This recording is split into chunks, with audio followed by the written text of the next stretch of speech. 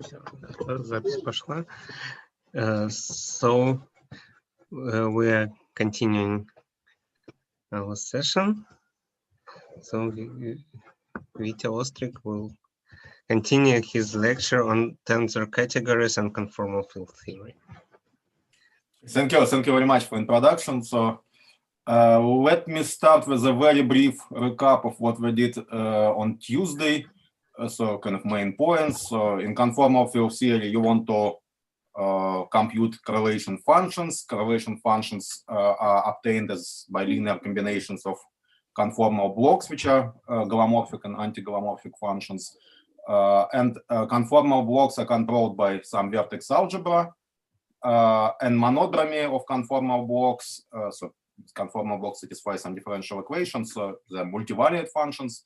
It's encoded in the data of modular tensor category, which is obtained out of vertex operator algebra.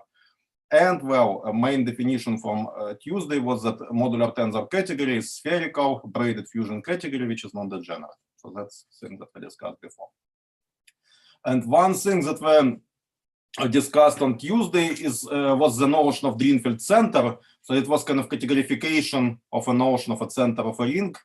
Other notions from ring theory, they're also kind of useful to categorify. And now let us categorify notion of a module. So we'll arrive at notion of module category. It's actually a quite straightforward notion. So module of any tensor or monoidal category, it's another category, and you're supposed to have some way to take object of tensor category and module category and construct new object of module category. It's like application of element of a ring to element of a module gives you another element of a module. And well, this operation is supposed to be associative. And just as before, associativity is not just a property, it's some extra structure which you have to specify, and it is supposed to satisfy some axioms like pentagon and axiom and triangle axiom. So I will not be very specific about this. So hopefully it's clear. I mean, or at least you get some idea what I'm talking about. Now, study.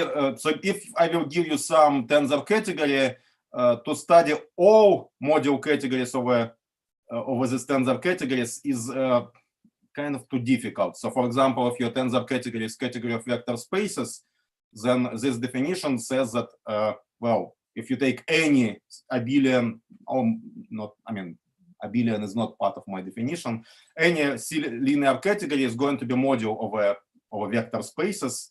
And well, there is not much useful I can say about all possible C-linear categories. So it's not kind of very good idea to study all of them. So let us impose some finite assumptions. So if my category C happens to be fusion category, so semi-simple with finitely many simple objects, well, we can study module categories with the same properties. They're semi-simple with finitely many simple objects. That sounds like a reasonable class.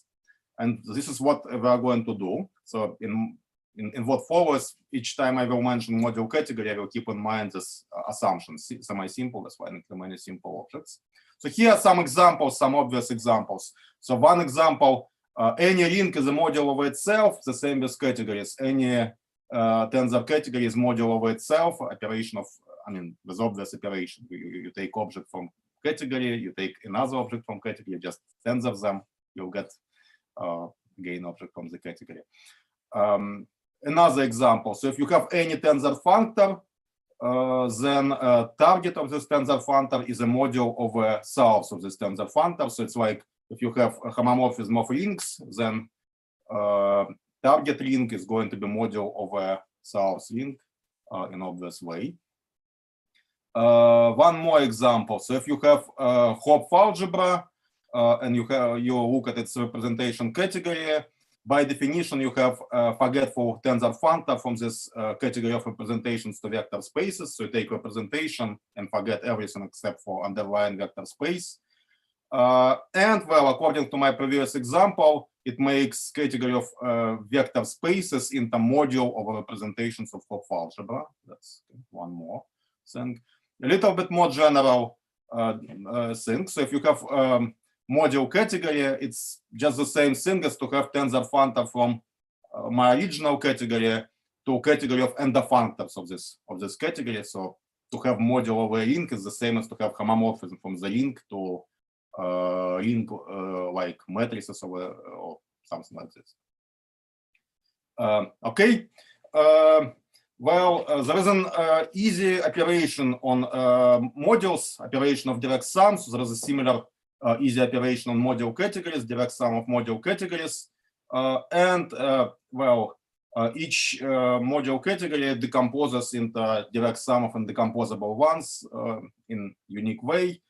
If you want to classify all module, so kind of one problem which I will keep in mind is I will give you some tensor category and I would ask what are all possible module categories, well, satisfying this finiteness assumption, semi-simple with finitely many simple objects over this category.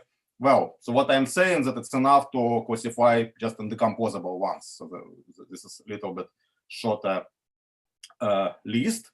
So let me just give you very quick example, just to get some idea what is going on.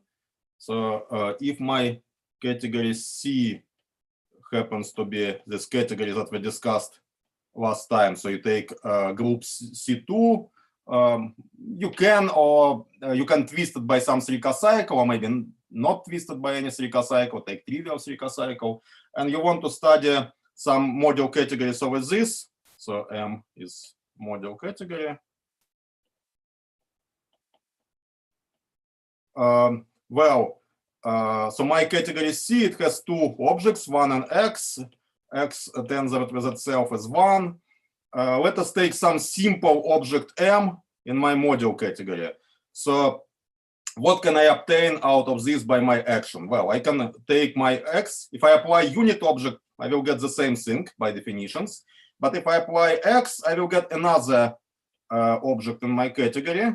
Well, it's not really difficult to show that it's again simple. And there are kind of two cases. It might be that X tensor M is isomorphic to my original M, or it might be that X tensor M, well, is not isomorphic to my original M. That's kind of two possibilities. And actually, that's it. If I start applying X to my two objects, M and X tensor M, I'm not going to get anything else. When I apply X to X tensor M, it's the same as to apply X tensor X to M, and X tensor X is just 1. So that's it. So conclusion is that any indecomposable module category in this case, well, it has either one or two simple objects. So we already have some pretty good idea of what is going on. And actually, let me just generalize this example. So if you consider this pointed category vec omega that we discussed last time, so pointed category, you can try to play the same game. And let us start with module. And well, I claim that simple objects of M,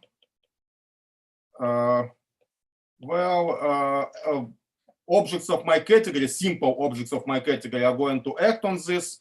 And this action must be transitive. So I'm going to assume that my category is indecomposable as before. It must be transitive kind of for the same reasons as before. And well, this means that simple objects, they should correspond to some orbits and some transitive actions, so kind of to a set of cassettes, G mod H for some subgroup H. So this gives us pretty good idea what to expect. Okay. I should say that this is not end of the story. I did not classify anything. So I just said that in the case of this category vec C2 omega, I have two possibilities, either one simple object in my module category or two simple objects in my category. And well, who knows how many possible choices of associativity I can make here. So that's kind of next question to address, and I hope to tell you something in this direction in a moment. Okay, let's move on. Now, one of the kind of most important things, so kind of why all this is related with conformal field theory. There is this theorem which is due to Felsted, Fuchs, Runkel, and Schweigert, and it says the following. So if you have some rational, some nice vertex algebra, and if you happen to have some indecomposable module category of a modular tensor category of representations of this algebra, well, there is some condition which I don't want to be specific about.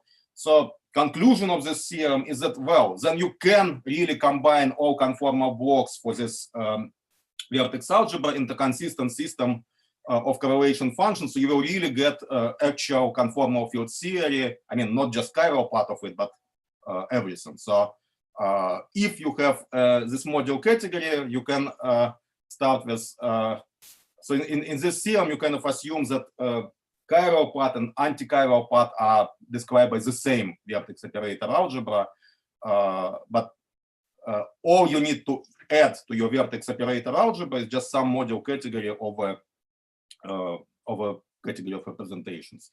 So this is kind of pretty good. It kind of gives us pretty good motivation to study this module categories and so on. And that's a nice thing. And physically, for example, simple objects of this category M, the boundary conditions for the corresponding conformal field theory. But, well, let's do mathematics. Okay, so what are general things we can say about module categories? So one theorem is general finiteness theorem. So if you have some fusion category, then there are just finitely many possibilities. There are just finitely many indecomposable module categories up to equivalence after suitable notion of equivalence of module categories. So there are just finitely many possible answers.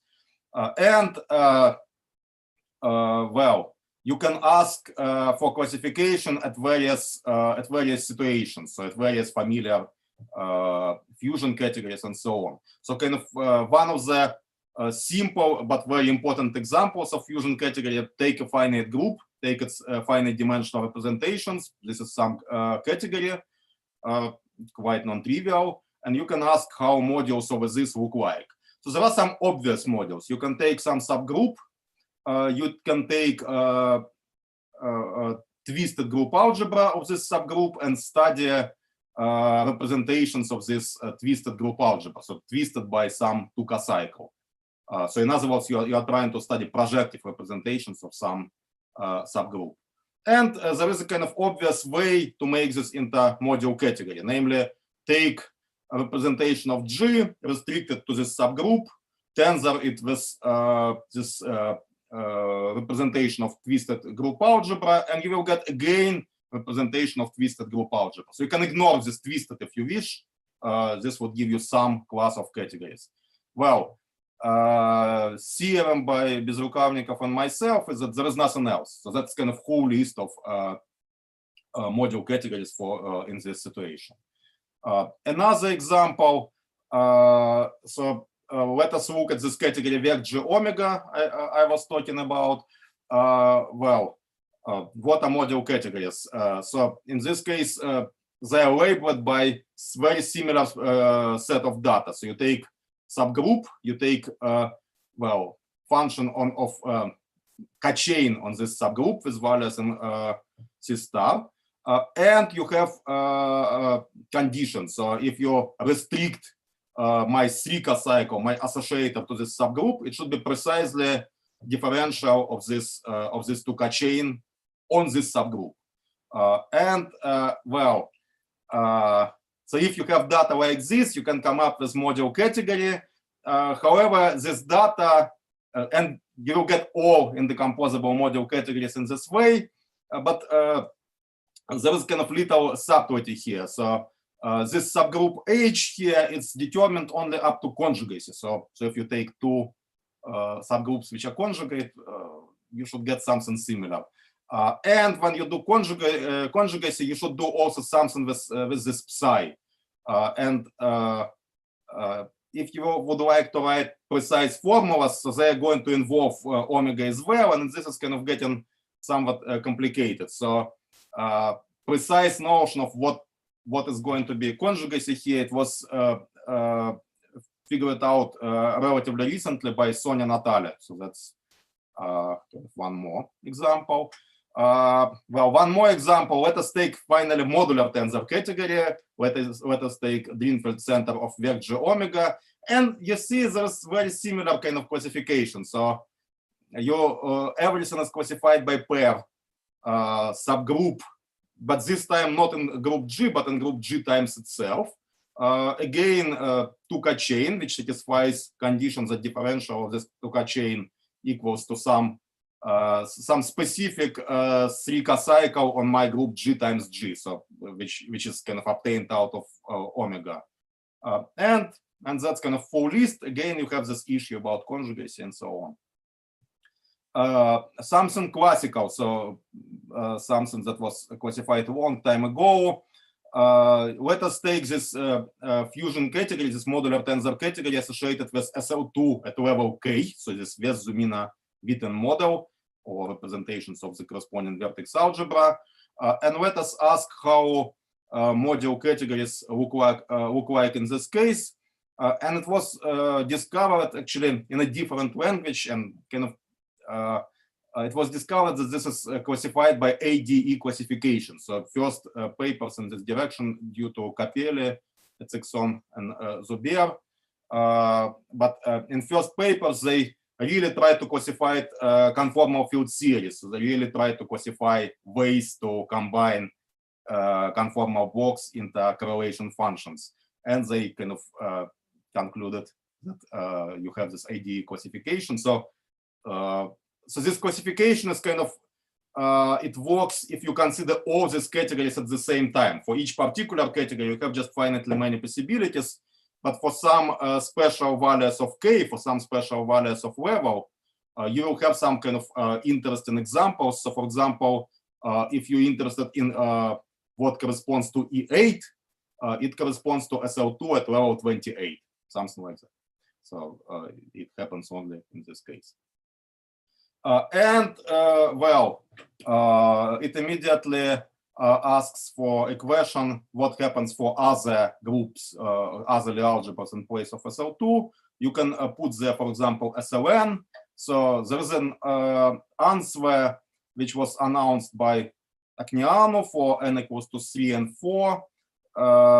Unfortunately, it's kind of still proofs are not published. So, but it's kind of very much believable that this is correct answer. And this gives you kind of a higher version of this ADE graphs and so on. So that's interesting thing. Maybe one more thing, which is kind of in completely different direction. So there's a very exotic fusion category associated with so-called high-graph subfactor. So this is something in the theory of operator algebras. And this is just one particular fusion category, but it's kind of quite different from everything else that you have seen kind of in other examples. And Grossman and Snyder classified completely module categories in this case.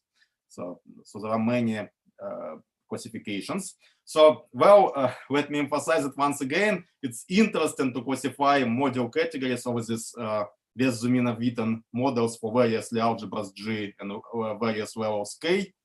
And there's a lot of very interesting recent progress in this problem, which is due to Terry Gannon, Andrew Scoppery, Kane, Eddie Michel. So there is a lot of kind of, this problem was quite very difficult for a long time, but now we have a lot of new interesting results in this direction. Okay, so now I want to discuss one more thing, which will happen to be related with module categories. So I will discuss algebras inside of my tensor categories. And this is also important notion. Some of this you've seen yesterday in talk by Thomas Krejcik. So, well, what is associative algebra? So it's kind of triple. So first you specify object in your tensor category, in your fusion category. Second, you specify one particular morphism, which is kind of multiplication morphism on my algebra. And you specify one more morphism, which would be kind of give me unit in my algebra. And then you kind of set up an axiom. So this is if you are forced to write down axioms of associativity multiplication in terms of vector spaces and tensor products, this is what you are going to write. You are going to write that some diagram like this is going to be commutative. Probably you're not going to worry about associator, but since I'm in kind of in this abstract tensor category, so I'm specific about this here. So kind of one thing that you can do, you can multiply first two factors and then the result with the remaining factor. And another way to multiply is to first multiply second two factors and then multiply the result with the first factor. And well, these two ways should produce the same thing. So in other words, I want this diagram to be commutative. So this is associativity of my algebra. There is a similar axioms for what it means for my unit morphism to be actually a unit. So this is written here. So here are a few examples of algebras. So one example, well, take any object in your category and consider this object multiplied by its dual. This is an algebra. Actually, it's kind of version of matrix algebra in abstract tensor categories. So if you have, I mean, matrix algebra is the same as vector space tensored with its dual. It's kind of the same thing here. Well, unit morphism is exactly k-evaluation morphism. And if you want to do multiplication, you multiply two copies of your algebra, and you want to come up with some map to algebra itself. There is some obvious thing you can do. You can apply evaluation morphism in the middle of my product, and you are going to end up exactly where you want. So it's kind of one example of an algebra. Another example of an algebra, well, let us take some group G and let us consider, let us take its subgroup and let us consider group algebra of this subgroup, or maybe twisted group algebra of this subgroup, twisted by some Tuka cycle. And well, this algebra is graded by group H, but it is also graded by, I mean, H is subset of G, so you can pretend that it's graded by group G. So in other words, it's some algebra in category of vector spaces which are graded by group G. And this is example of an algebra in this category that G with trivial associator. You can generalize this construction easily if you have non-trivial associator. So in this case, you take subgroup H inside of this group G, you pick some chain on this subgroup, and now condition of associativity, it says that differential of this chain should be precisely restriction of my Srika cycle to this subgroup. So this makes this into associative algebra. So you can twist group algebra by not necessarily by Tuka cycle, by something with non-trivial differential, and it's going to be an algebra, well, not in category of vector, it's going to be associative algebra, not in the category of vector spaces, but in some other category, so something like this. And sometimes you need to talk about commutative algebras.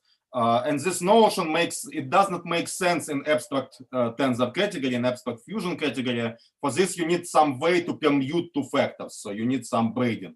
And if you have braided tensor category or braided fusion category, then you can say what it means to have commutative algebra. It just means that kind of you can multiply or you can permute first, apply braiding first and then multiply, and these two morphisms are supposed to be equal. So it's kind of usual thing for multiplication. And well, let me just give you very quickly one simple example in this direction. So let us take C to be, well, this one example of braided fusion category we discussed yesterday, not yesterday, on Tuesday, is this category associated with finite abelian group and quadratic form Q. And in this case, you can try to find some commutative algebras in this category. Well, if you want to find some commutative algebra, one way to do it is to start with some subgroup H and apply this kind of, and consider this algebra I was talking about, just twisted group algebra of H as an algebra in this category of vector spaces graded by A. And you can ask when the corresponding algebra is commutative. Well, it actually depends on both things. It depends on choice of your subgroup H, and it depends on a choice of this psi that you have. So let me say something like this. So, well, this twisted group algebra can be, so you can choose this psi in order to make this commutative, so can be made commutative by choice of psi. So you can change this psi in different ways. If and only if, when you restrict this Q to H, this quadratic form, you are just going to get identically, I mean, quadratic form which is identically 1. So which is kind of mass trivial quadratic form here. And actually, if you can make it into commutative algebra, you can make it only in one way. I mean, only in one way up to isomorphism. So essentially, to think about commutative algebras in this pointed categories is the same as to think about subgroups with the property that quadratic form restricted to this subgroup is just kind of trivial quadratic form. So it's another, in other words, I want this H to be isotropic subgroup. So this is example how it works in this simple setup. Okay. Are there any questions? Let's move on. Modules. So if you have some algebra in your tensor category, you can talk about modules over this algebra. Well, hopefully this is straightforward construction. So, well, what is module? So I'm going to talk about right modules, and very soon you will see why. So module is an object of my category together with a morphism from M tensor A to itself. So it's kind of like action of ring A on module M, such that some diagrams commute. So kind of these diagrams, they tell you that you can act on your module in two ways. So if you have two copies of A, you can act by first copy, then by second copy, so kind of multiply by A and then by B, or you can first multiply A and B, so apply multiplication in my algebra and act by the result. And well, these two things are supposed to be the same. So again, some diagram is supposed to be commutative, and some condition about identity about unit element of my algebra or unit morphism of my algebra and something like this. So this is notion of a module. Now, well, if you have, usually these modules are considered, I mean, we don't study one particular module, but we consider all of them, and they form a category. So if you have two different modules, there is an obvious notion of homomorphism between such modules. And modules of an algebra so if you start in some abelian tensor category, modules of this algebra, they're also going to form some abelian category.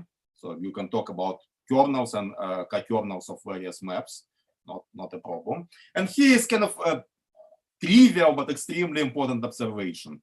So let us take some algebra, let us consider category of modules over this algebra, and well, if you have a module, you can multiply it on the left by any object of your tensor category, and you'll get again module. So, you know, if you look at all these kind of diagrams that are supposed to be commutative, if I multiply M on the left by anything, not much is going to change. I mean, you just multiply your diagram on the left by some object, and kind of all maps are replaced by old maps tensor with identity on this object. If diagram was commutative, you'll get again commutative diagram.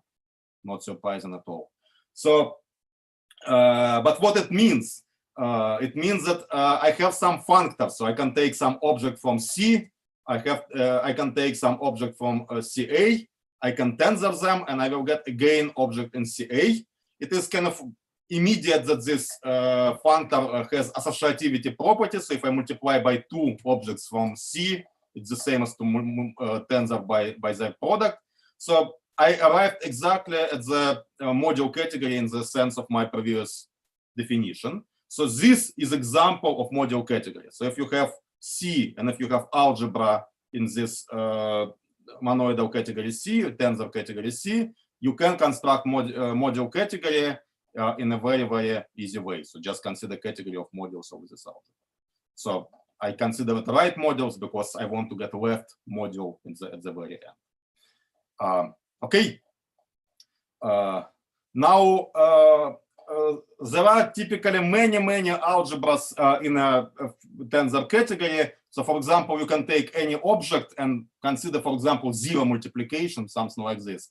It's an algebra, but not very interesting one. And remember, we were interested not in all module categories, but module categories which satisfy some assumptions. So for example, we want them to be semi-simple. And because of this, I'm not going to talk about all possible algebras. I will be mostly interested in algebras which are called separable, and separable just means that this category of modules is semi-simple category. So any module is completely reducible. Well, here is a theorem. So if you have fusion category and if you want to study module categories over this category, well, we have some way to construct them. Start with an algebra, and you come up with a module category. Theorem says that there is nothing else. That's kind of construction which gives you everything. So if you want to study module categories, it's the same as to study algebras in your category, separable algebras. However, you should keep in mind that this algebra is not uniquely attached to a module category. Namely,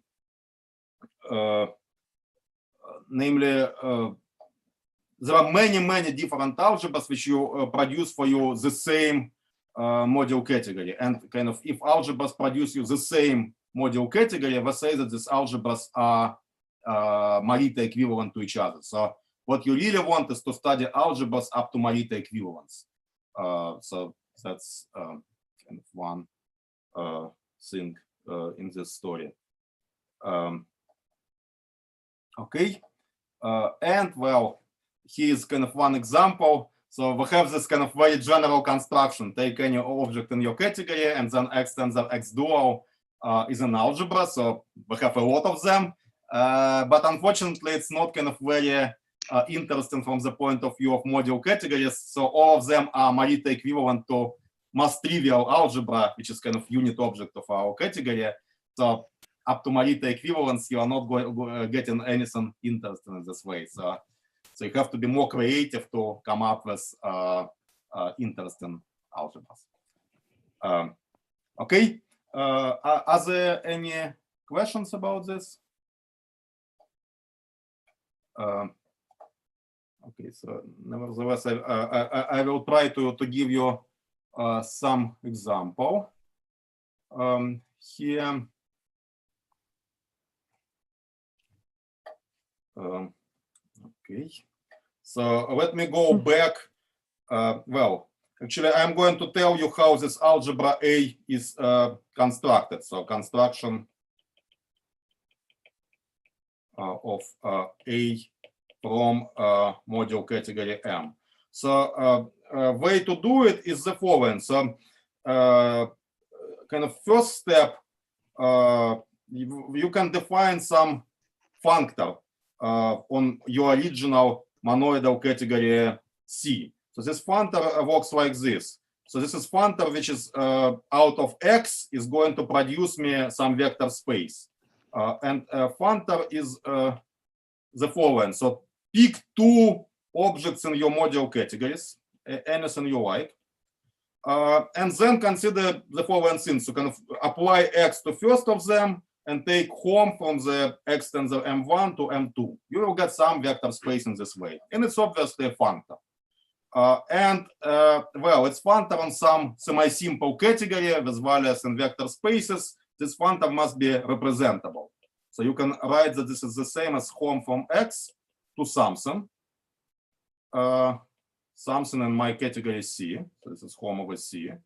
And this something by definition is called internal home of two objects of my module category. So this is internal home. This internal home enjoys many nice properties, but so maybe most important thing about this internal home. So you take two objects in your module category, and by definition, you construct some object in your original monoidal category. That's what it does. But for example, when you apply this internal home to the same object, so kind of you take internal home from M to itself, well, at least notation suggests that what you will get is an algebra. And this is exactly algebra I'm talking about. So you just take some object, you pick any object in your module category you like. Well, you better choose not zero object. If you choose zero object, you will get something not very interesting. But take any other object. Out of this, you can construct an algebra, and this algebra is going to work for my theorem. So let us do some example. So remember, at the very beginning, we discussed this category vec C2 omega, and we studied module categories, and we kind of realized that there are two options here. So there are two cases here. So one case, well, which was called case 2, is that M has two simple objects. Well, let us pick one of the simple objects, and let us do this internal home computation. So let us compute internal home from this simple object to itself. It's really not difficult thing to do. So if you use a definition of internal home as written here, it's really easy to see that what you'll get is just unit object of my monoidal, of my kind of fusion category vec C2 omega. And this guy, well, unit object, it's easy. It cannot have too many structures of an algebra. It has unique structure of an algebra. So unique structure of an algebra. And this means that kind of all these module categories with two simple objects, they must be equivalent to each other. I mean, there is only one algebra that you can obtain here for some particular choice. So I should say that this M, there is no reason to choose it to be simple object, for example. But if you choose a simple object, your algebra is going to be smaller and you have better chances to understand what is going on. So that's kind of how it works. So in case 1, similar calculation. So in this case, you have just one simple object. And if you compute internal home from 1 to 1, you'll get an object which looks like direct sum of 1 and x. And now you have to work a little bit harder, but you can show that if omega is non-trivial, this has no structures of algebra, of separable algebra at all. So no separable algebra structure if omega is non-trivial, and unique algebra structure, well, separable algebra structure if omega is 0. And this means that this case number 1, it really occurs only for in the case when omega is 0, and you'll have exactly one module category in this situation. So that's kind of approximately how it works. Okay, any questions?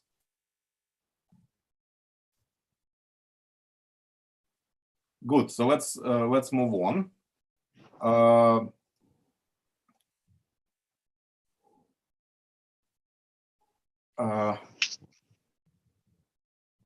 So we have some ways to think about categories. Well, it's useful to think about various other things. So for example, if you have algebra, I was talking about modules, you can talk about bimodules. So you can kind of, well, I leave it to you as an exercise to define what bimodule is. So it's some object in your fusion category together with some morphisms which satisfy some axioms. And bimodules, you can just tensor them. So if you have 2 bimodules, you can tensor them over your algebra, you'll get another bimodule. Well, what it tells you is that you constructed new tensor category in this way. And well, theorem is that if you started with separable algebra, you are going to get fusion category in this way. So in other words, if modules over some algebra is semi-simple category, then bimodules also form semi-simple category with finitely many simple objects. And well, maybe the theorem says a little bit more. It also says that it's rigid tensor category. This is a good and interesting example, interesting way to construct new fusion categories out of old ones. So basically, try to come up with some algebra, or what is the same, try to come up with some module category. Well, this bimodule category happens to depend only on Morita equivalence class. And well, in other words, it depends only on module category, and we call it dual category to my original category. So it's kind of algebra, this category, one way to think about this, that this is a category which is similar to, so if you have a ring and a module over a ring, you can consider endomorphisms of this module, well, all maps which commute with action of original ring. It's another ring. And it's kind of very similar construction. If you have a monoidal category and module, you can consider endofunctors of your module category, so which commute with action of the monoidal category. It gives you another monoidal category, and it's kind of nice way to construct new examples of monoidal categories.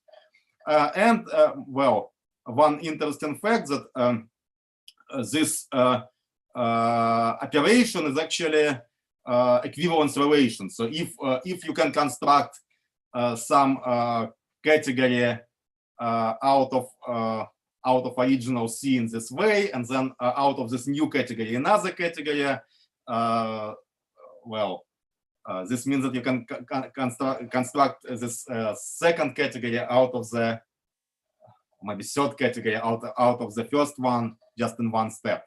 So this tells you that this relation is transitive, and so on. So this equivalence relation, and this is called weak Morita equivalence or 2 Morita equivalence.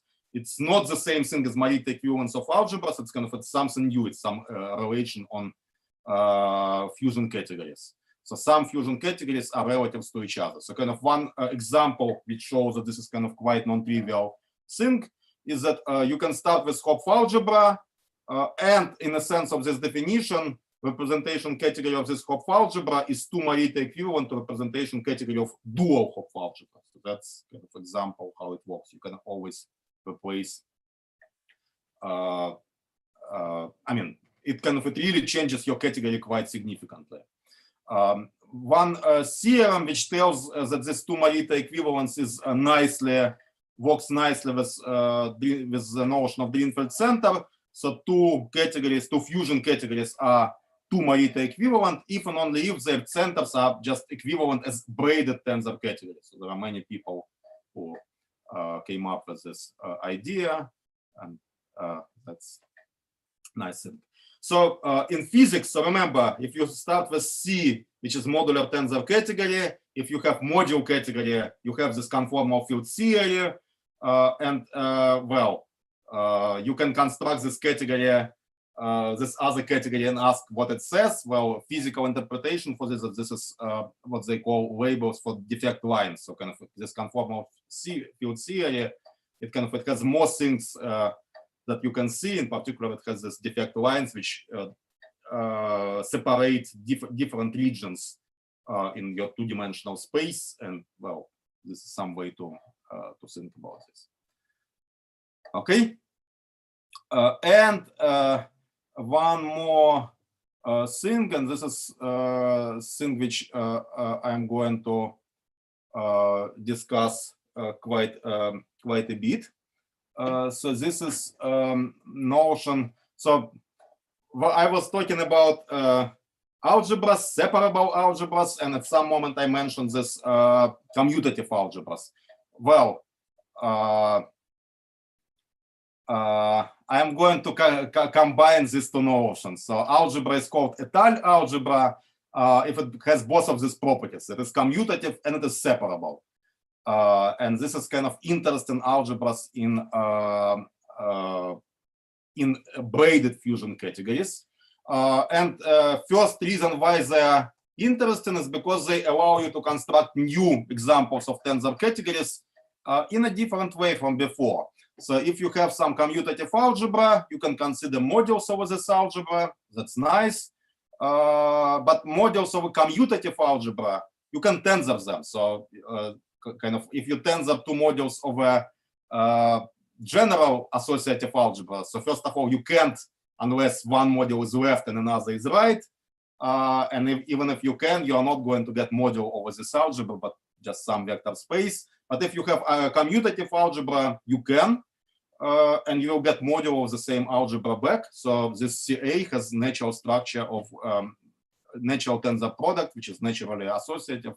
And this gives you example of tensor category. If I assume that my algebra is étale, this tensor category that I constructed is going to be semi-simple. And that's nice. I mean, it's not that complicated. Now, there is one extra assumption that I'm usually going to make. I'm going to say that étale algebra is connected if home from unit object to étale algebra is just one-dimensional.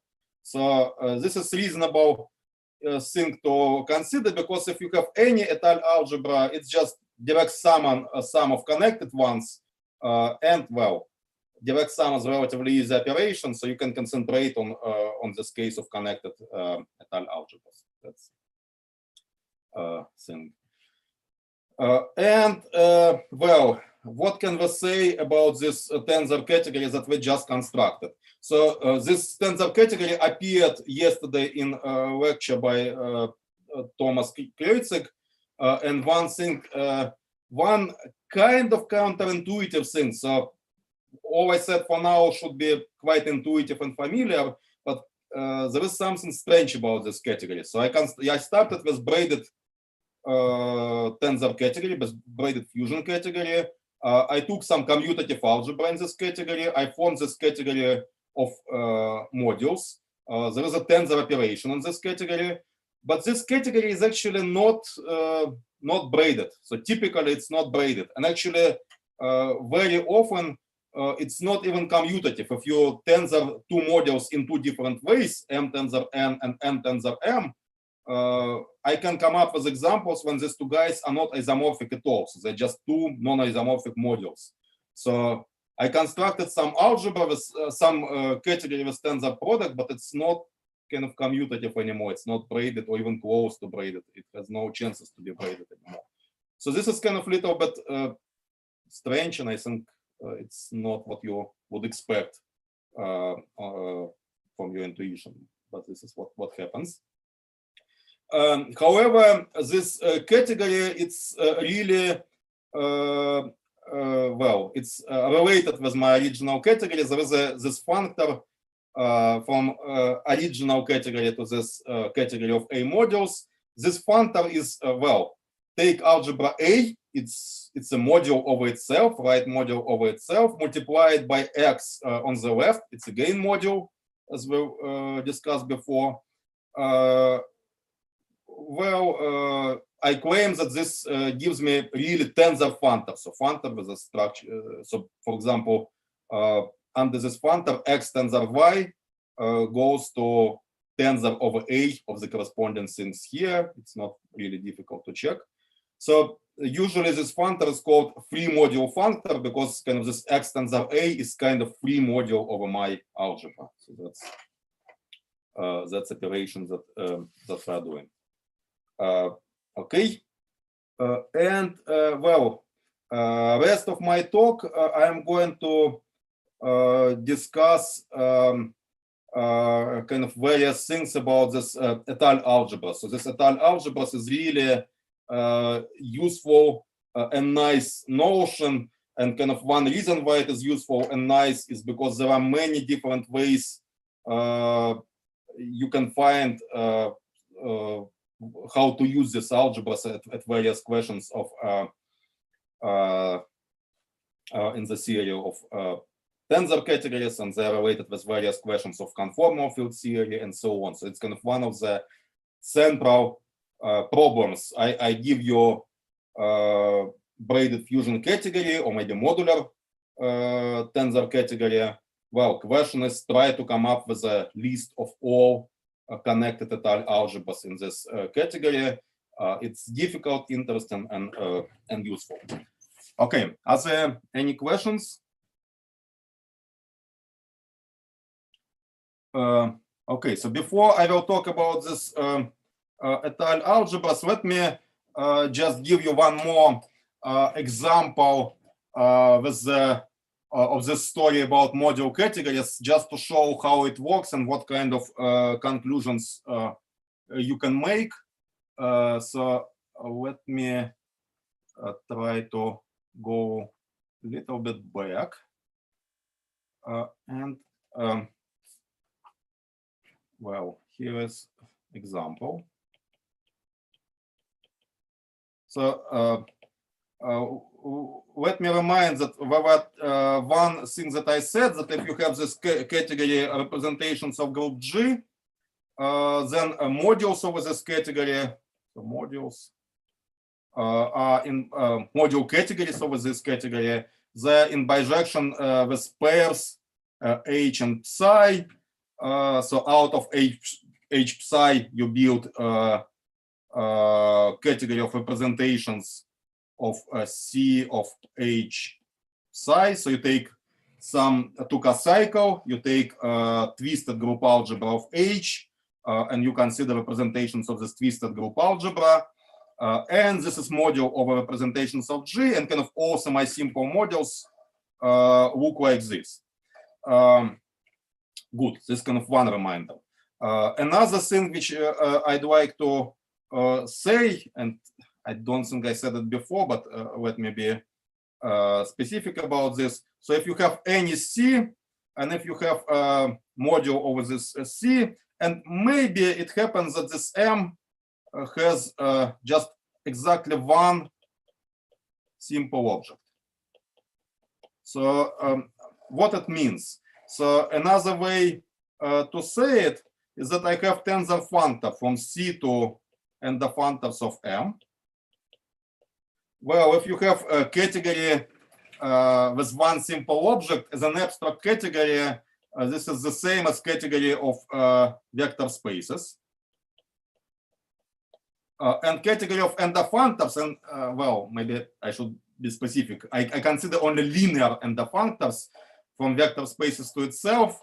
Well, it's very easy thing. It's again category of vector spaces. So all you can do, you can take vector space, and what is going to be my endofunctor? Take argument and tensor it by your fixed vector space. It's kind of endofunctor of category of vector spaces, and there is nothing else. So well, so there is kind of little difference between vector spaces here and here. So here vector spaces is considered as a category, as a monoidal category, and here is just a abelian category and nothing else. Anyway, so maybe once again, so what is my conclusion? So if I have a module category with exactly one simple object, it's the same as to have tensor functor from my original category C to category of vector spaces. So usually this is called fiber functor. So to have a module category with one simple object is the same as to have fiber functor, to have a tensor functor to category of vector spaces. Okay, so now let me try to combine these two observations into one thing. So let us take for G, well, I'm going to consider two different groups. So these are two non-commutative groups of order 8. So one is the dihedral group of order 8 and another is a quaternion group of order 8. And out of these two groups, you can produce the representations categories.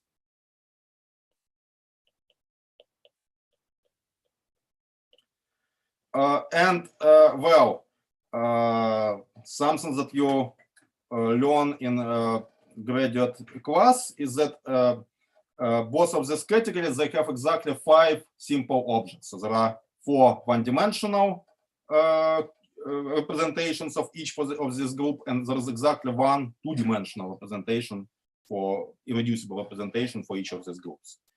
So this means that these kind of categories of representations, they're equivalent to each other. Even more, it's well known that character tables of these two groups, they're just the same. So character tables inside. And it's easy to show that this is the same thing as to say that when you take any two irreducible objects in D8 for D8, tensor them, decompose the result. Well, you have corresponding simple objects in Q8, and when you multiply them and decompose, you are going to get exactly the same result. So, in other words, Grothendieck rings of these two categories are isomorphic to each other as base rings, as rings with bases. So, if you consider character rings of D8, it's isomorphic to character ring of Q8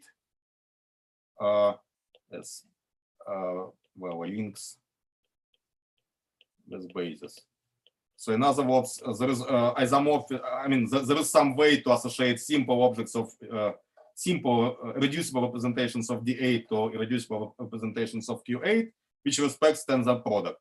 So in other words, it tells me that if I consider pairs, representations of D8 together with functor of tensor product, and another pair representations of Q8 and operation of tensor product, these two pairs are kind of equivalent to each other. So there is equivalence from representations of D8 to representations of Q8, and this equivalence it kind of intertwines operation of tensor product. However, I am not saying that this equivalence respects associativity isomorphisms that you have in the picture. I mean, it's not some information that you can get out of a character table. And you can ask, well, these categories looks pretty similar, but are they really equivalent as tensor categories or not? So here's my question. So is rep D8 is equivalent to rep U8 as fusion category or not? Well, it's actually not so easy to answer this question, but we now have all the tools at our disposal. So something to observe. Group D8, it contains some subgroups which are isomorphic to C2 times C2. So you can find inside of D8, I mean, take central involution and take some other involution, and you'll get a subgroup of this type.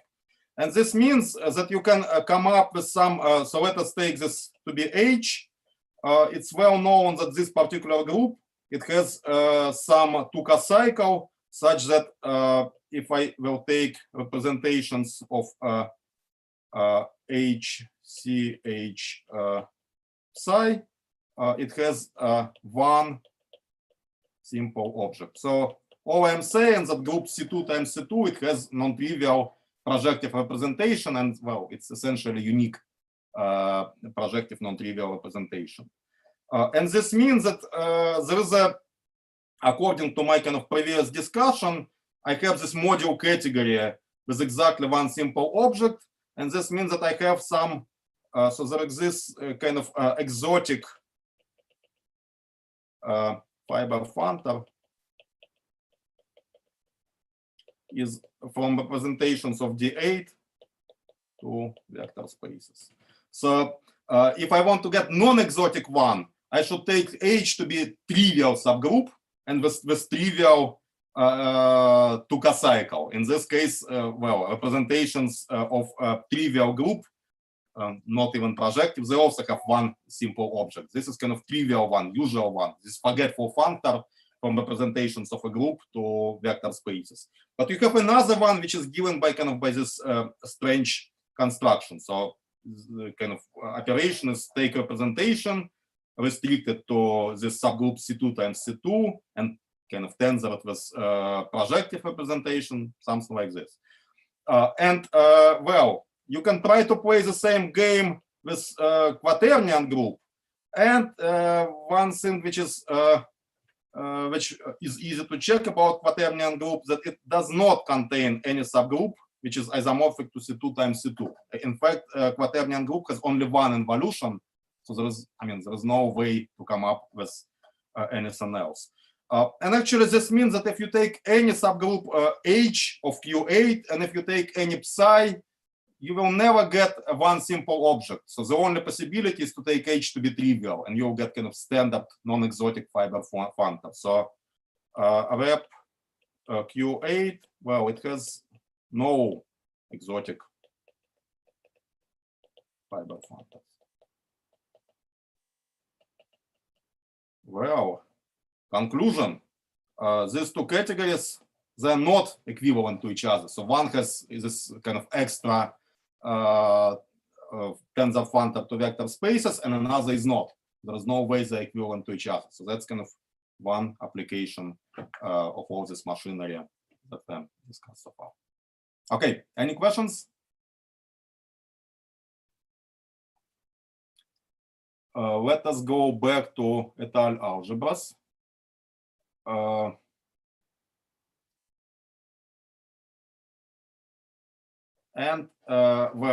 this et al. Algebras, they they appear in many different ways. First way, so this is something that you heard about in the lecture by Thomas Kreutzig yesterday. So here's very basic question. You have some vertex algebra, and you want to study its extension. So some bigger vertex algebras which contain V.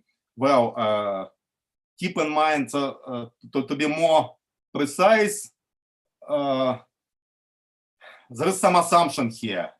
Assumption is that W, well, if you have such extensions, then W is going to be a module over V. It's kind of, it's bigger algebra is module over subalgebra. I'm going to make the following assumptions, that this W is finitely generated module. So there are just finitely many summons there. So that's, this is kind of assumption which I'm going to make here.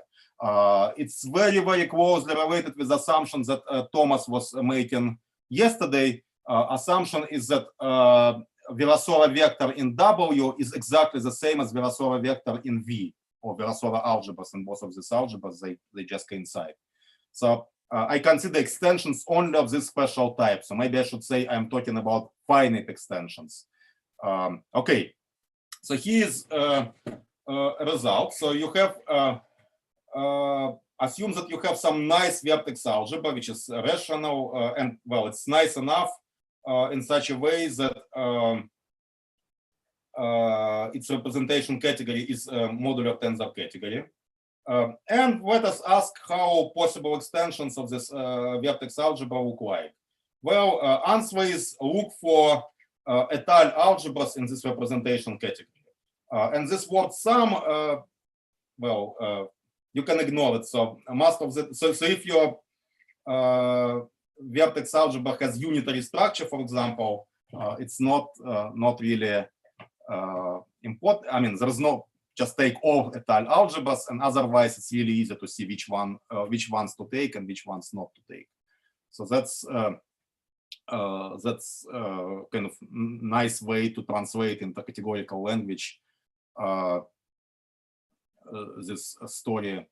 I mean, this question about extensions of vertex algebras. And maybe one thing to emphasize that generally it's very difficult to construct examples of this étale algebras. I will give you some modular tensor category. It's really difficult to be explicit about this étale algebras or anything like this. But using this construction, we can produce many interesting examples for Vez-Zumina-Witten categories. So for Vez-Zumina-Witten categories, there are really some known examples of these finite extensions, and this is something that is called conformal embedding. So you embed Lie algebra G into some other semi-simple algebra. Then you have embedding of the corresponding affine Lie algebras. Then you have some embedding of the corresponding vertex algebras. And if you are really lucky, then Virasoro vectors are going to match each other. This happens very rarely, but happens. So there is a kind of quite big list of examples. And in this way, you construct, well, according to my theorem, you constructed some étale algebra in the corresponding representation category. It's kind of interesting examples of this étale algebras.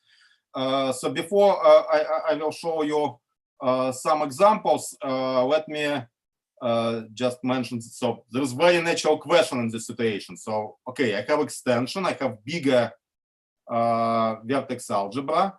I can ask how representations of this bigger vertex algebra look like. And well, it should be something like modules over my algebra, my étale algebra A in C. But as we just discussed, it's not really a braided category at all, and you have to do something more smarter than this. And what you do, you take not all modules, but modules which satisfy this kind of monodromy condition. So you take modules such that action, so you have this action M tensor A to M. And what you can do, you kind of apply to this action twice braiding morphism. So kind of permute A and M twice. And you would like action not to change under this operation. So this kind of this equality. So this was called dyslexia. It was, so this construction in the setup of tensor categories was invented by Paredes, and it was noticed by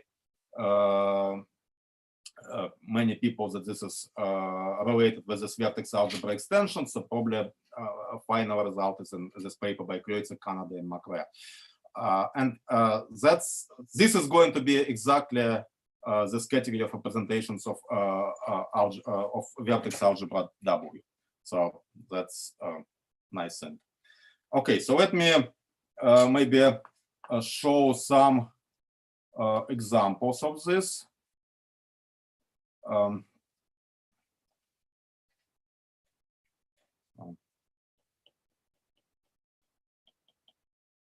Example.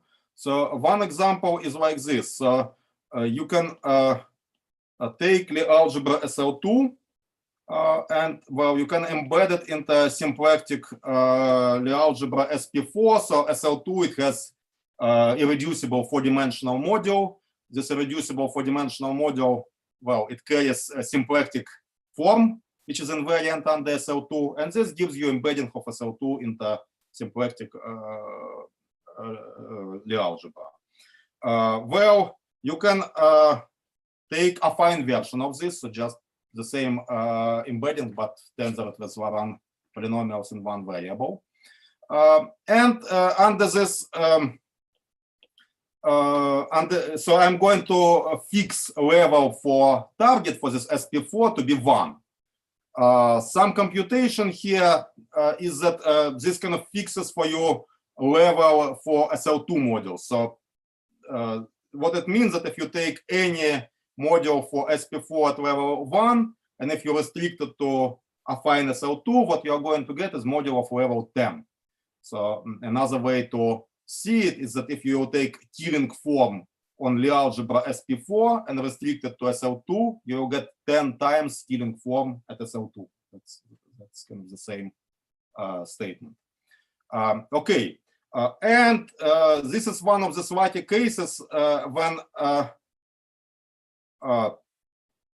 Virasoro vectors really coincide. So if you take vertex algebra, which corresponds to symplectic Lie algebra, well, it contains this vertex subalgebra, which corresponds to SL2, and Virasoro vectors are the same. So it's exactly this setup of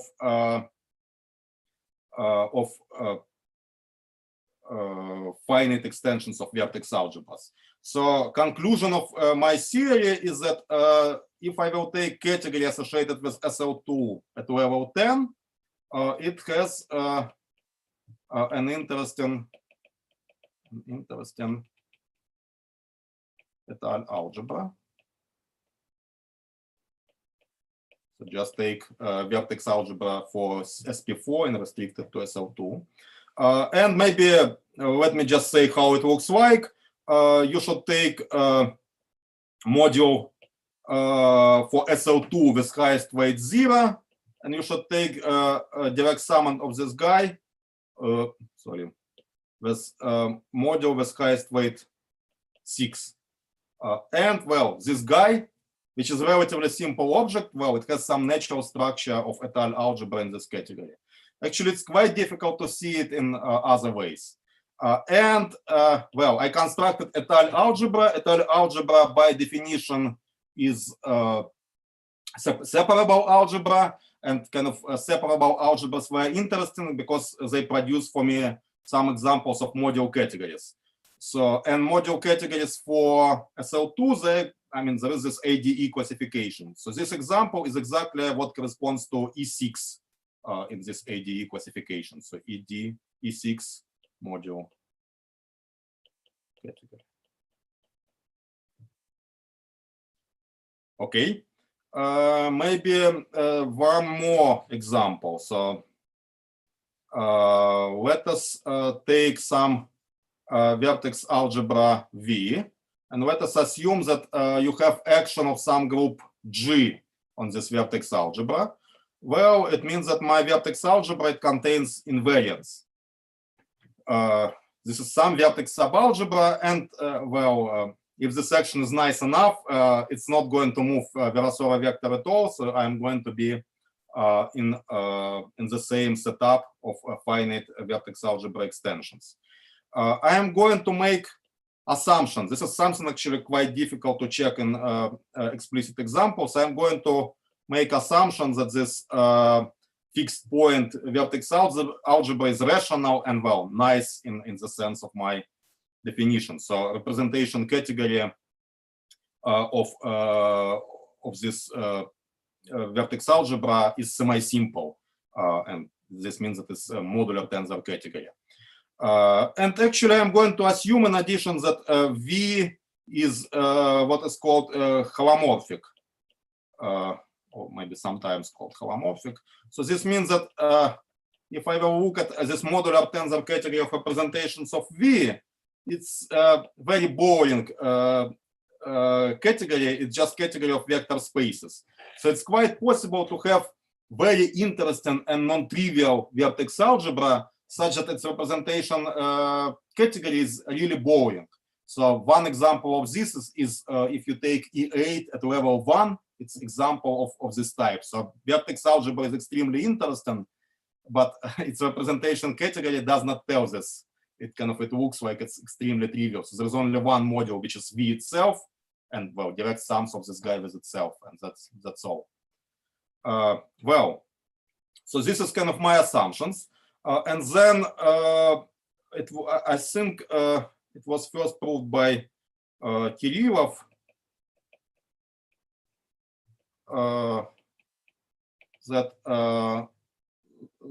So these assumptions imply that representation category of this fixed point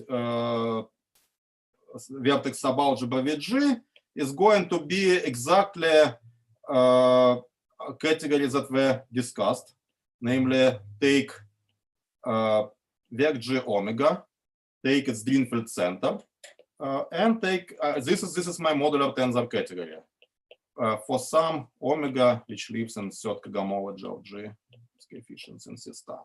So if you have this kind of situation when group G acts on something holomorphic, then fixed point algebra is going to be something. I mean, it's going to have a representation theory which we understand quite well. Well, except that you still have to make calculation. It's kind of not final answer until you computed this omega, until you computed this Zwicker cycle. This is kind of somewhere, it's contained somewhere in this action of G on V. It's not that easy to get your hands on this.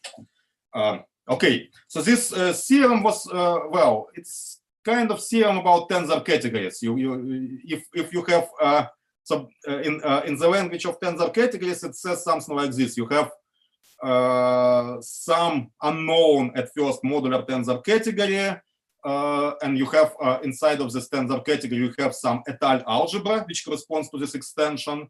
And this étale algebra, it has this property that these dyslectic modules that I mentioned before, they're trivial. This is just category of vector spaces. And well, there's a little bit more things to say. And conclusion of this theorem that this modular tensor category, it must be of this type. So that's an example of this. And this is really interesting even in the special case when G is involution. So for example, element of order 2. In this case, what we are going to get is that representations of this fixed point vertex algebra. So in vertex algebra language, it's usually called arbifold vertex algebra. Is just some possibly twisted Drinfeld center of this group C2. And well, maybe you are lucky. So let me assume for a second that omega happens to be 0. It's not always the case. It's some kind of computations that you have to make, but well, maybe half of the time you'll get 0. Then let me remind that this category, we talked about this last time. This is associated with groups. This is pointed category. It is associated with group C2 times C2 with some quadratic form Q. And this quadratic form, it takes values 1, 1, 1, and negative 1 on various elements of this C2 times C2. And this shows me that there are two different non-trivial isotropic subgroups. So there are two different elements where my quadratic form takes value of 1. Well, each of these elements, it's of order 2, so it forms a subgroup, and this subgroup is isotropic. So restriction of my quadratic form to this subgroup is just trivial.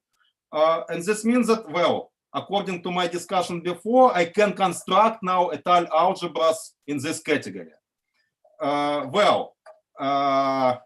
One of this, so since I have two isotropic subgroups, I can do it in two different ways. So one of these ways is well, it must produce me an original vertex algebra. So I definitely should have some extension of vertex algebras or some étale algebra in my category, just because I have to be able to get my original vertex algebra back. But another one, it will give me something else. So one choice is original vertex algebra, and another one is, well, new vertex algebra.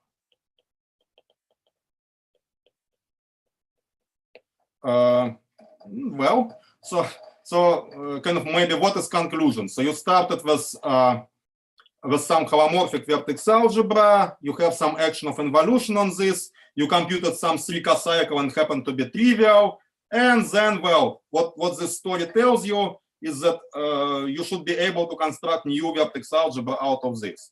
Why it is interesting? So this is a famous example of this is to take V is lattice vertex algebra associated with so-called Leech lattice. So this is some particular lattice in 24-dimensional vector space. There is some very, very natural involution on the corresponding vertex algebra. On the level of lattice, it corresponds to map vector goes to negative of itself. And you can apply this construction, and out of this, what you will get is what is called monster vertex algebra. So that's kind of one example of this machinery. I should say that things are not as easy as they sound. You really need to write a book to make this construction to work. But really, main technical difficulty is to show that this invariant, this default subalgebra is really rational. So if you know that it's rational, then this machinery gives you everything almost for free. Okay, and actually, let me mention alternative. I'm supposed to finish at 11, yes? Leon? At 11, yeah? 11 is okay. Yeah, good. Sorry, okay. No other examples. Let me go back to my slides. I somehow decided that I have infinite time, which is not the case. So some other things that you can do with the Cetal algebras and kind of why I really like them. So another thing, so there is a notion of central functor. This is a very useful notion in theory of tensor categories. So you have some braided category and some category which is maybe not braided.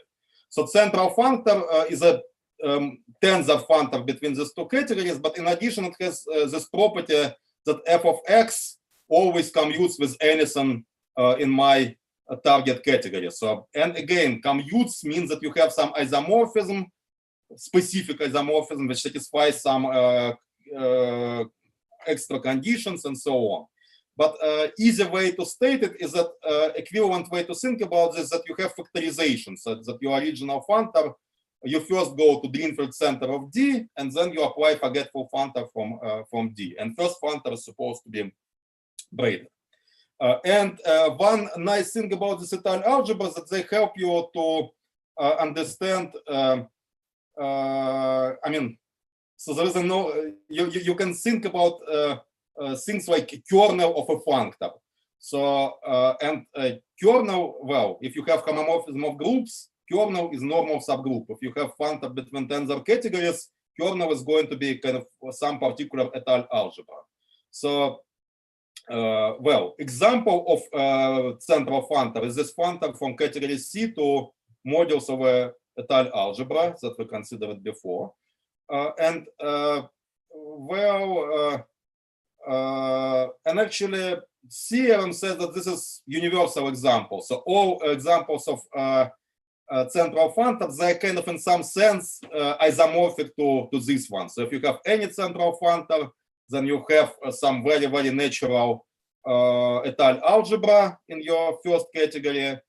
And your functor, well, not all of your functor, but kind of your functor, when you just look at its image, everything that is contained in objects of the form f of x, it's just isomorphic to this functor from C to CA. So if you want to reconstruct homomorphism of groups, well, if you want to reconstruct image of homomorphism of groups, all you have to know is kernel of the homomorphism, and then image is just isomorphic to the quotient by the kernel. So that's kind of one nice thing. Actually, you can generalize this little bit. You don't really need central functors. If you have any tensor functor, you still have similar story. So, well, let us start with some tensor category.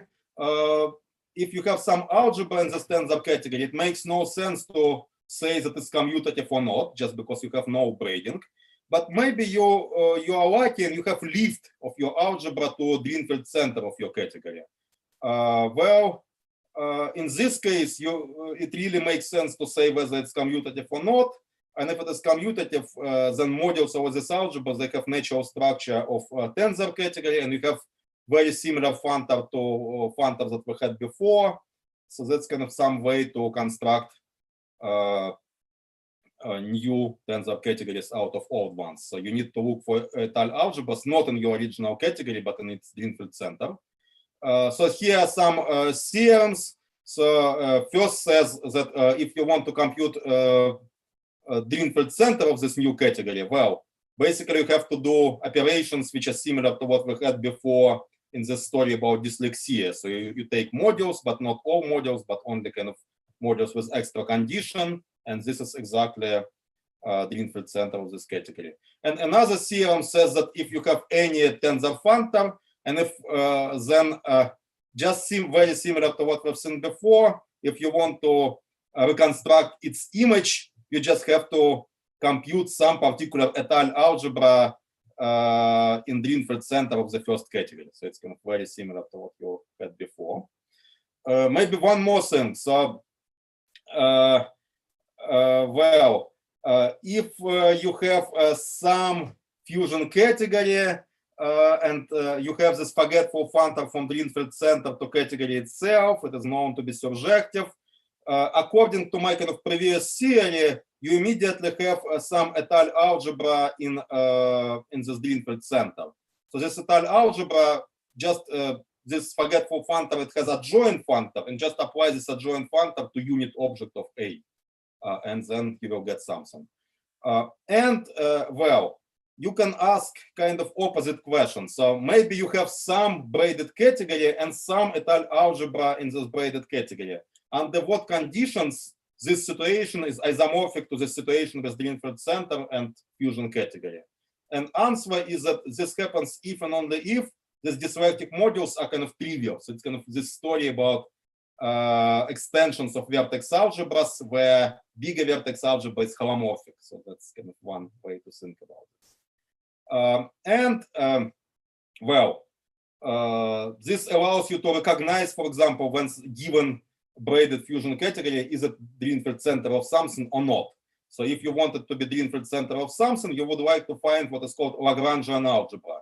So this is étale subalgebra, and it has this property that dyslectic modules are just trivial. And quantum Manin pair is, is pair consisting of category and Lagrangian algebra in this sense. It's called Lagrangian algebra because as we discussed before, étale algebras in pointed categories, they correspond to isotropic subgroups, and Lagrangian algebras, they correspond to isotropic subgroups which are as big as possible. So they coincide with their orthogonal complement. So that's kind of example of this. This conformal embeddings picture, it allows you to come up with various interesting examples. So for example, it's known that S of 5 at level 12 embeds into E8 at level 1. E8 at level 1 is trivial. I mean, it's non-trivial vertex algebra with trivial representation theory. And according to my previous theory, it tells that this particular modular tensor category happens to be Greenfield center of something. Well, as far as I know, this something is still not computed by anyone. So there is some secret interesting fusion category, but I know for sure that it's somewhere there. I don't really know much about it. And another thing is that, maybe you have some braided fusion category. It has some Lagrangian algebras, but maybe many of them, not just one, but many of them. It turns out that these Lagrangian algebras, they're exactly in bijection with all module categories over this means that my braided fusion category is Greenfield center of something. You can ask for all modules over this something. Well, answer is they're exactly in bijection with all these Lagrangian algebras in my Greenfield center. So if you want to find module categories, it's the same as to look for Lagrangian algebras. This is useful, but well, it's not making things much easier. So instead of one difficult problem, you have another difficult problem. Well, I will use a few more minutes. So in the theory of in conformal field theory, there is this notion of modular invariance, and this is something very specific. It's some matrix which is with end integer entries, and this matrix commutes with S matrix and T matrix. And at early stage of conformal field theory, so physicists they knew that it corresponds to something very important and interesting, and they were looking for examples, and they found many different examples. So well, so one thing which I want to say here is that if you have étale algebra in Greenfield center of a modular tensor category, then you have this modular invariant. Well, it does not work in opposite direction. If you have some modular invariant, you might have no étale algebras at all, or maybe you might have several étale algebras which correspond to it. So, well, let me skip this. So my time is over. So let me stop now. Thank you very much for your attention. So that's all. Thank you very much. Yes, so are there any questions, comments?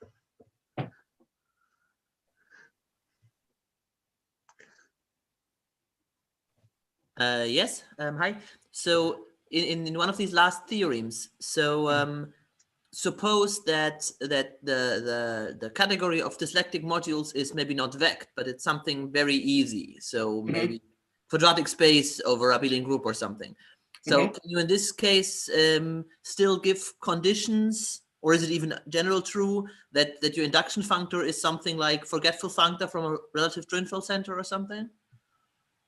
So I'm thinking about quantum groups, but that's of course not semi-simple. Yeah,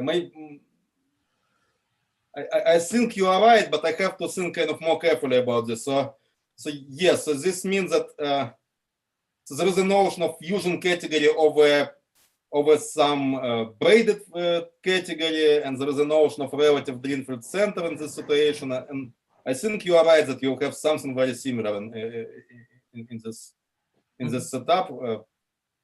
Well, but you think it's always true, or is it like there's additional conditions that come? But feeling, I mean, I don't ask for proof. Just well, I think it is either it's always true or it's never true, but one of these. So I don't think you need any. Okay. I mean, maybe let me.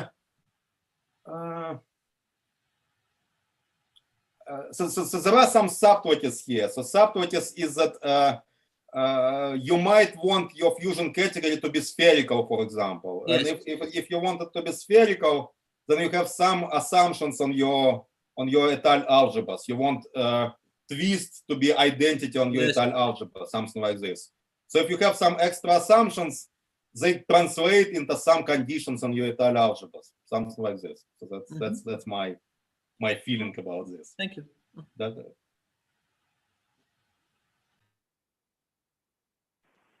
So by modular invariant can be physical in multiple ways, you mean that there are different bulk algebra that have the same Zij? Is that right? Yes. And I even have a specific example. So if you take G2 at level 3, it has some very specific modular invariant, and you can make it into modular, I mean, you can make sense of it. You can make it into this étale algebra in two different ways. That's this is kind of very explicit example. There is even easier example when G2 is replaced by SL3. So I see. So for really that's what I want to say. For this AD classification of SL2, it never happened, right? For SL2, it does not happen, but it's something that you have to prove. It's something that is not obvious from the very beginning. Yeah, I see. And already for SL3, there is some. Yeah, I forgot the example, but there is example for SL3. Yes. I see. Thanks.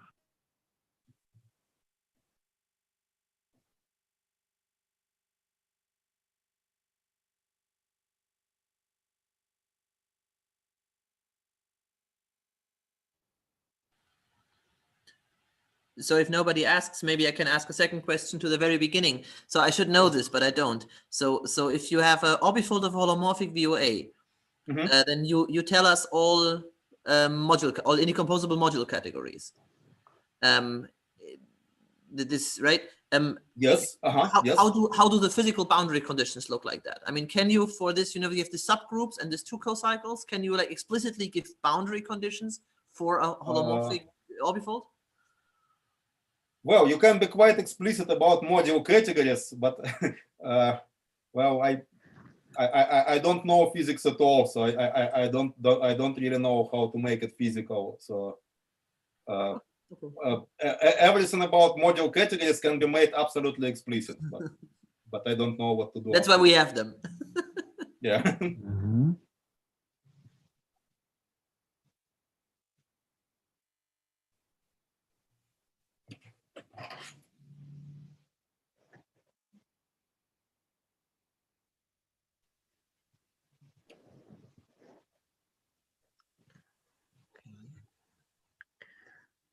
So,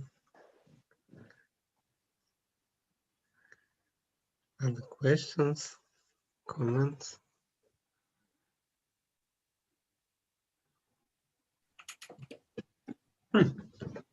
Okay, so if there's no questions, let's thank the speaker. Thank you, Vita. So thank you very much for your attention. Yeah. So we'll resume tomorrow at 6 p.m. There will be a discussion session by Sergey Gukov and Boris Feig. Okay, so Okay, thank you. see you tomorrow.